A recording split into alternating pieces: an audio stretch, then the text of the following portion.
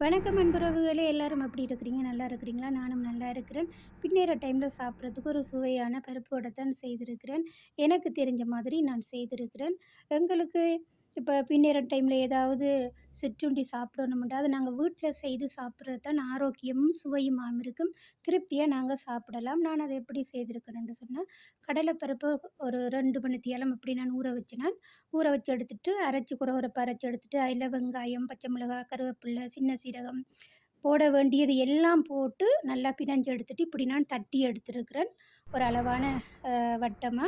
அதுக்கு பிறகு எண்ணெய சூடாக்கி எல்லாம் போட்டிருக்கேன் பொரிக்கிறதுக்கு. நாங்க வீட்ல செய்து சாப்பிடுறது தான் நல்லது. பாருங்க எல்லாம் வடிவா பொரிஞ்சிருக்கிறது. ஒரு பிளேன் டீயோட சாப்பிட்றதுக்கு நல்லா இருக்கும். பிடிச்சிருந்தா லைக் பண்ணி, கமெண்ட் பண்ணி, சப்ஸ்கிரைப் பண்ணி சப்போர்ட் பண்ணுங்க உறவுகளே. நிறைய பேர் பார்க்குறீங்க, சப்போர்ட் பண்ணுறீங்க. எல்லாருக்கும் ரொம்ப ரொம்ப நன்றி. மீண்டும் இன்னொரு காணொளியோடு உங்கள் பானு. நன்றி உறவுகளே! உங்களுடைய ஆதரவுக்கு.